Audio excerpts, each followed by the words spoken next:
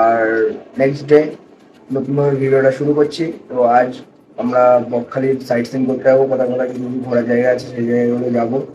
আর এখন বাজে সকাল 6:30। তো 6টা নাগাদ ঘুম থেকে উঠেছিলাম। তো ঘুমটা সত্যি খুব সুন্দর হয়েছে। আর সবাইকে জানাই গুড মর্নিং। তো আজকের দিনটা কিন্তু এরকমভাবে শুরু করছি। আর পাপ্পু এরকমভাবে শুয়ে আছে, আমাদের ঘরের অবস্থাটা ঠিক এরকম কিছুটা আছে, ঠিক আছে। তো এখন সব এদিকে ব্যাগ ট্যাগ গুছিয়ে নিলাম। তো এবার এখন ফ্রেশ হয়ে মামা আর বাপ্পা আমার দুজনে মনে হয় হালকা হালকা ফ্রেশ হয়ে গেছে। মামা তো মনে হয় ডোবাতে চলে গেছে নিচের দিকে। তো এখন স্নান টান ফ্রেশ করে তারপর আমরা আবার সাইট সিনে যাবো। তো চলো একবার তোমার সঙ্গে সাইট সিনে দেখা হচ্ছে। সকাল সকাল বেরিয়ে পড়েছি এই পাপ্পুরা। আর এখন ওদের সকালের ব্রেকফাস্ট হয়ে গেছে, ওরা খেয়েছে ওটস, আর আমি খেতে যাচ্ছি পেটাই পরোটা। তো বাড়িতে আমি ওটস খাই সকালবেলা। তো ঘুরতে এসে মনে হচ্ছে একটু অন্যরকম জিনিস কিছু খাই, কিছু ট্রাই করি। তো পেটাই পরোটা খাবো।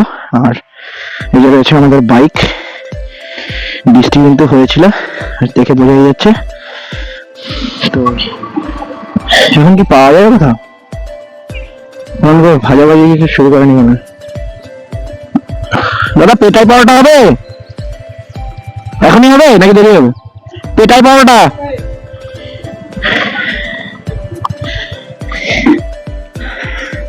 চলো কি কি খাওয়া যায় দেখি।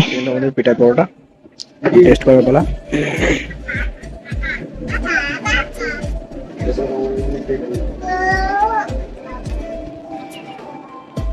চলে আসছি কিন্তু এখানে ডিমের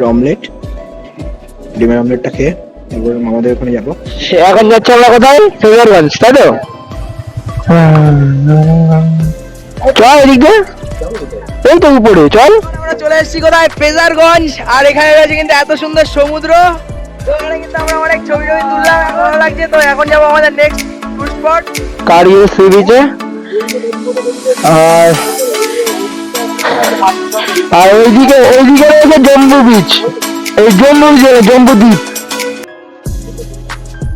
বাহ, খুব সুন্দর, একদম অসাম।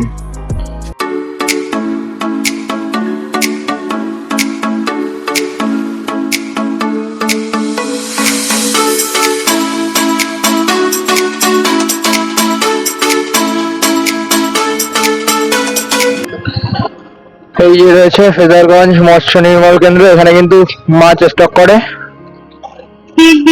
মাছ টাছ কেনা যেতে পারে, ওটা আমরা কিনবো না। সব মাছ ধরতে যাওয়ার জন্য রেডি হচ্ছে, জাল বুনছে। আচ্ছা কি মাছ এগুলো? বড় মাছ আর দিচ্ছি না। এই হ্যাঁ, ভোলা মাছ তো।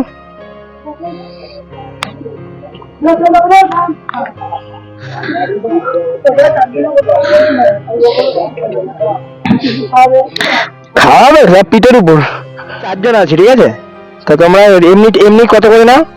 পার হেড ভাড়া 150 টাকা করে। কতক্ষণ ঘোরাবা? ছাড়া থেকে ফিরে আসে 2 ঘন্টা, তাই তো? আর পার্সোনাল নিলে? 4 জনের জন্য, হ্যাঁ 4 জনের জন্য 2000 টাকা। সে কতক্ষণ থাকা?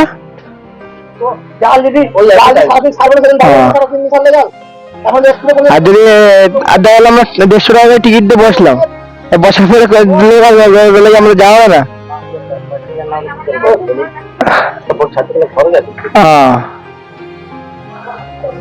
ঠিক আছে।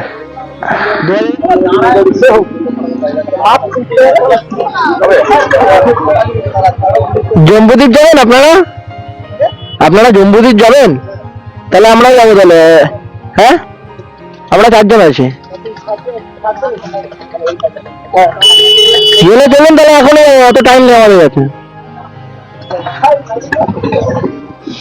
অবশেষে এখন আমাদের 250 টাকা করে কনফার্ম। তো এখন আমরা যাচ্ছি। আমাদের নৌকা এবার আসবে, নৌকা না বোট, তাই তো? ছোটখাটো জাহাজ।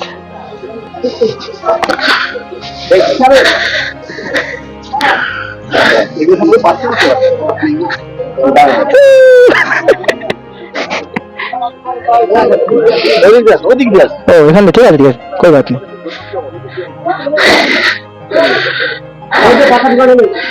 এটাই করবো নাকি আমরা?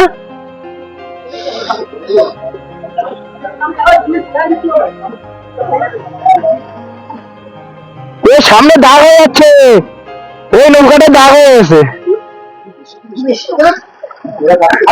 আরে তোরে বলছি ভাই, তোরে বলছি আমি।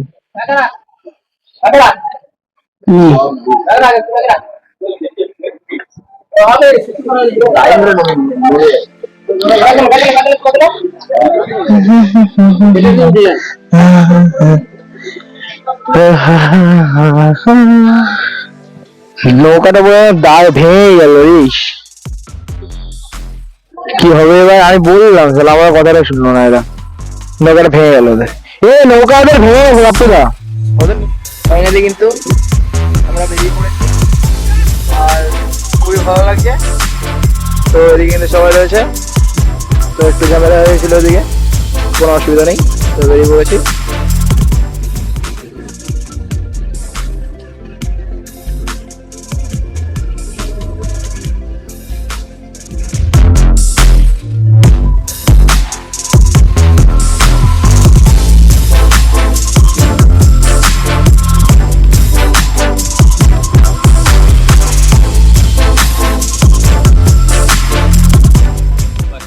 এই যে লঞ্চগুলি চলে, গাইড হচ্ছে আমি। এবার আমি যা বলছি আপনারা মন দিয়ে শুনলে অনেক কিছু প্রশ্নের উত্তর নিজেরাই পেয়ে যাবেন।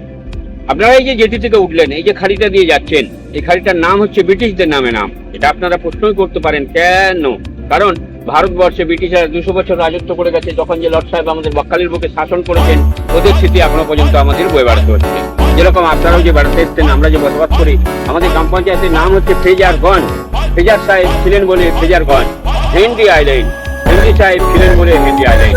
সেরকম এটা তো এডওয়ার্ড সাহেব ছিলেন বলে এই খাড়িটার নাম হয়েছে এডওয়ার্ড দ্বীপ। এটা একটা দ্বীপ, এটার নাম মাতৃ দুনিয়া। এটা একটা পশ্চিম জঙ্গল, ফরেস্ট অফিস, তারপরে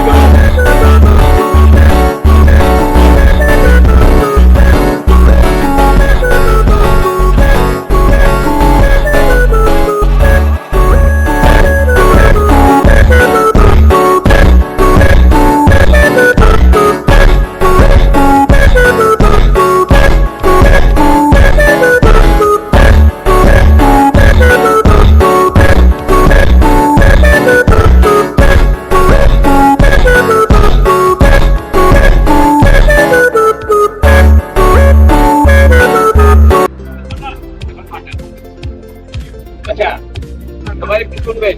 আমার নাম তো আগে বলে, এটাই হচ্ছে সম্পত্তি। তিনটার আয়তন হচ্ছে 10,000 হেক্টর। 1 হেক্টর জমি সমান 7.5 বিঘে জায়গা। ওতে বিশাল এই দ্বীপ, পুরোটাই বঙ্গোপসাগরের উপরে 75,000 বিঘে জায়গা রয়েছে। আর এই দ্বীপে একটা সময় ওঠা নামা কায় কারবার বসতি সবই ছিল। এখন সরকার নোম্যান প্ল্যান দিয়েছে।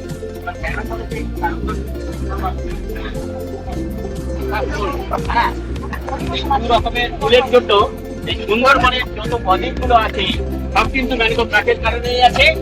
নাহলে কবের মধ্যে চলা 120টা আদিমা পাখির মধ্যে যেরকম টাইগারিয়ান, ট্রিগার, ট্রিজার, অন্যান্য প্রজাতির প্রচুর বিদেশি পাখি এখানে আছে। এই কারণেই আছে নির্জন দ্বীপ বলে কেউ ওঠানামা করে না। তারা শীতকালে আসে, গরম পড়লে আর থাকে না, চলেই যায়। তো ওই যে জঙ্গলটা দেখছেন, প্রচুর বিশাল শাক আছে। তাদের মধ্যে যেরকম কেউটে, শৃগাল আছে, বাঁদর আছে, বনবিড়াল আছে, অন্যান্য জীবজন্তু যেগুলো জঙ্গলে থাকে সেগুলো আছে, হাতি আছে। ওই যে আদিবাসীরা এখানে থাকতেন, ওরা যে এখানে এই মাছ কাঁকড়া ধরার সঙ্গে সঙ্গে জঙ্গলে বসবাস করতেন, ওরা প্রচুর পরিমাণে চোর প্রতিপালন করতেন। এই চোরগুলোকে বন্যপত্র হিসেবে গণ্য করে ফরেস্ট ডিপার্টমেন্ট নিয়ে যেতে পারেনি। এখান থেকে পানির 10 টাকা করে টিকিট কেটে নিলাম। এখন আমরা চলে এসেছি হেনরি আইল্যান্ড। আর মশা লাগবে না, এরকম করে বসছো, ভেজবে আবার ভেজবে। আর বৃষ্টির জন্য খুব অসুবিধা হচ্ছে।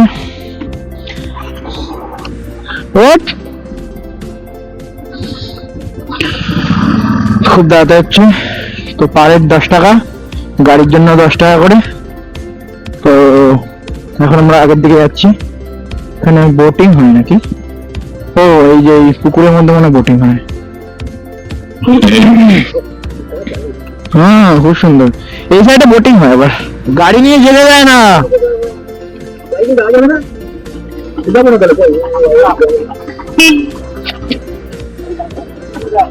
আরে চলে গেছে, আরে চলে গেছে তো।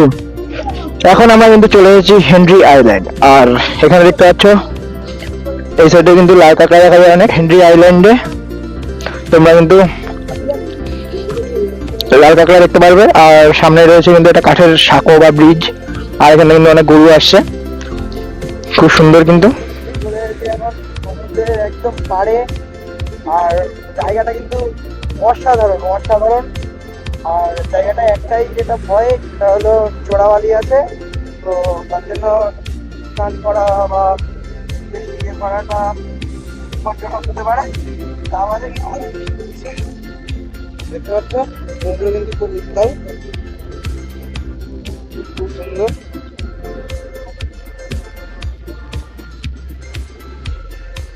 কেমন লাগছে? সকালের সাইট সিন কিন্তু এখানে এন্ড হচ্ছে। আর আজকের ভিডিওটা এখানে এন্ড হচ্ছে। তোমাদের কেমন লাগলো ভিডিওটা অবশ্যই কিন্তু কমেন্ট বক্সে জানাবে। তো চলো আজকের ভিডিওটা এখানে এন্ড করছি, দেখা হচ্ছে আবার অন্য কোনো নতুন ভিডিওর সঙ্গে। টাটা।